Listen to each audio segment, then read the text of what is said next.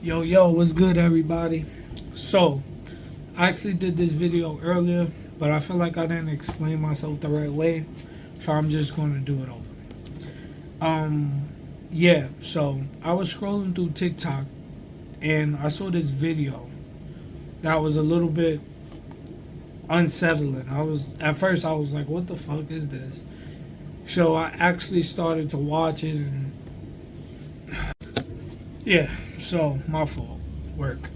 But I actually started to watch it and I had an idea because most of the time when I draw from my own emotions, my own personal experience, or something I see on Google.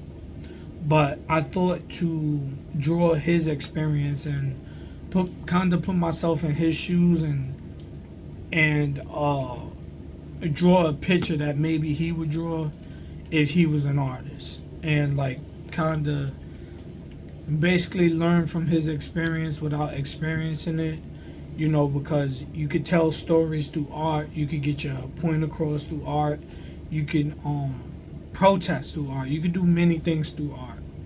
So basically, I just wanted to do an exercise of drawing somebody else's emotions and whatever. Basically, I just explained it, and here's the picture here, and the meaning of it is sometimes young hurt boys, lost boys, whatever, turn into angry grown men. So yeah, and yeah, so just watch the video and let me know what you think. Swear to never. I was molested in the church, and my mom made me swear to never tell anyone.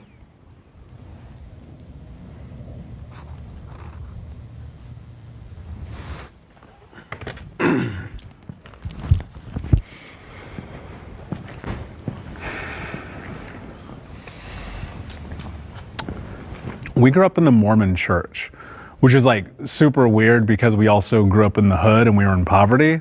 And so like you look back at that and it's like this very strange experience. My mother and her drug addiction and my stepfather being absent kind of led us to wherever. And one night when I was at one of the church members' houses, I was molested. And I thought that when that happened, it was normal because I didn't know, because I was a child.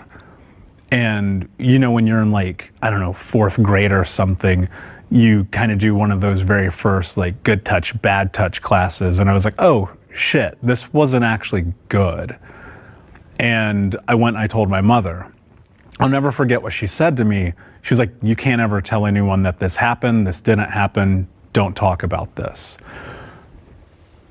I understand like the why behind it. The church was unbelievably like giving to my family. A lot of our food came from the pantry. Our rent was often paid from the tithings.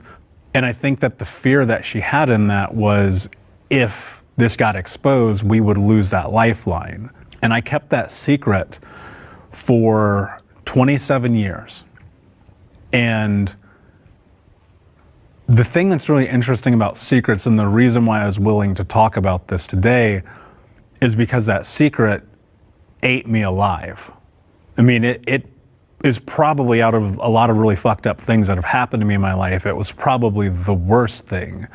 That's where I lost my experience of childhood. I mean, there's the cuts and the scars and the burns, like, and the physical and mental abuse that I went through, but this was different.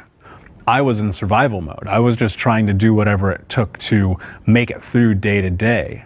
And that's how I started doing drugs when I was 12 and fighting all the time and hooking up with people and going down this path of self-destruction. A lot of people have asked me over the years how I feel about my mother telling me that and hiding that secret and keeping it until I'm 27 years old. And the thing that I always come back to is that's just the human experience. I don't know what to say other than that. And when I think about who I've become, there has been a tremendous amount of healing that has had to take place in order for me to be here right now. I mean, the pain of that experience not only destroyed my life, but it put me in this place where I attempted to kill myself twice. Statistically, you can go to a website, it's called 1in6.org. 1 in 6 men have been sexually abused at some point in their life. And it's the biggest, darkest secret that we keep. So every single time I talk about this, it's me taking my power back just a little bit more. That's cool.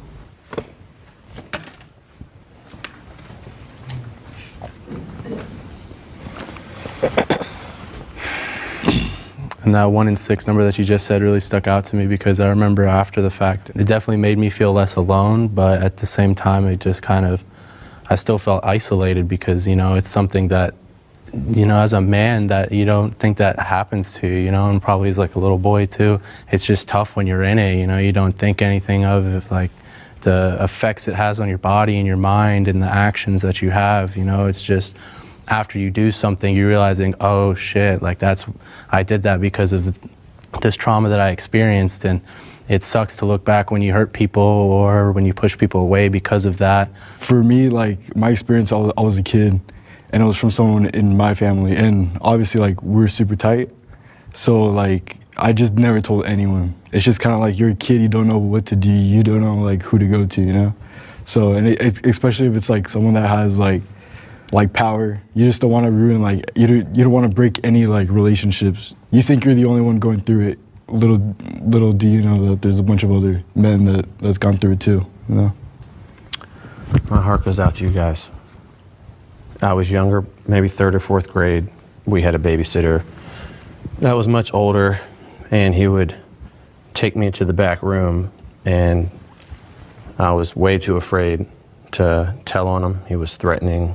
He was, at that age, he was the boogeyman.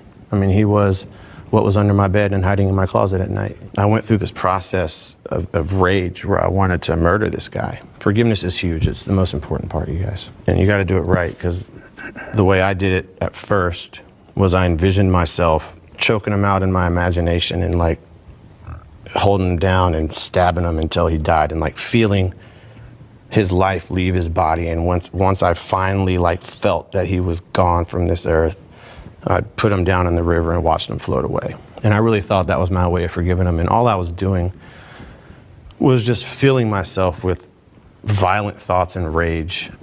And it was showing up in other places in my life with the alcoholism and the fist fighting that we talked about.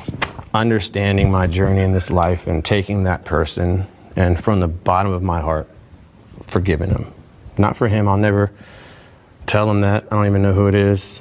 And it was like a building being lifted off my shoulders. And I didn't talk about it for 20 years. And like he said, I mean, talking about it heals it. Without the forgiveness and without actually talking about it and coming together like we are, you know, I wouldn't be where I am today.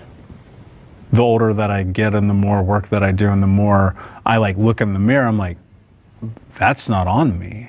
Like, I'm not culpable for the worst thing that ever happened in my life. But what's so interesting, and the truth about why I decided to share this, is because I'm like, there's like fucking 10 of us here, and 4 of us are right here right now.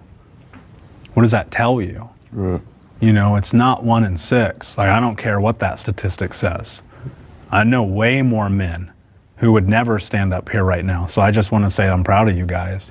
Like, this shit sucks, man, but it's like, this is how you free yourself. For sure. And this is how you free the guys behind you who are terrified. Yeah, because eventually people are going to follow it. I was molested. Yeah, some people really shouldn't have kids. And I'm sorry if that video was uncomfortable for you, but I would just like this channel to be more than just art.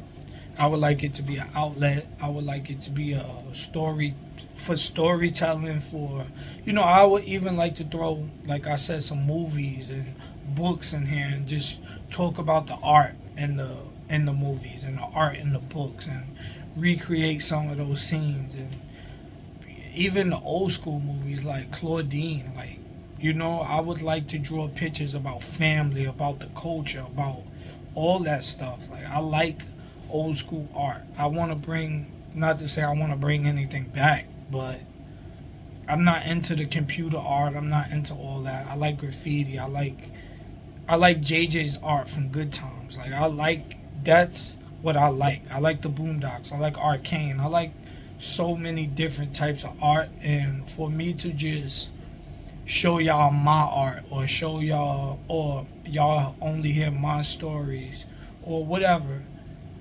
I would think that's a disservice to you guys and to me. Like, I would like to learn. I could learn from a bird in flight. Like, you know what I mean? I would like to learn from these people in these movies. My fault, work. But yeah, you don't only have to be watching a movie to kill time or playing a game to kill time. You can learn from these things. You can learn from everything. So that's what I'm trying to do here. Again, this is the picture.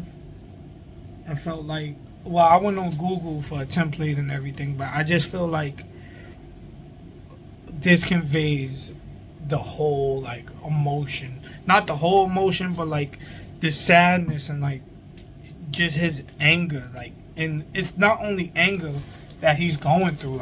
I see confusion. Like, he doesn't know which way, like which direction, like, you know, just looking, pacing around. Like, he's angry, but he's also confused. I mean, as the grown man, you know what I mean? That's what I see. And when I finish the picture, I'm gonna post it short. But when I finish the picture, I'm gonna add the shading and everything and really detail everything as best as I could, because my drawing style is really simplistic. So yeah, I hope you liked it, and if you did, don't forget to like and subscribe. I always forget to say that. And yeah, look forward to my other videos coming out about movies and books or whatever. I got a crazy book and a crazy movie I wanna really show y'all. But yeah, anyways, that's for another video. I'm out.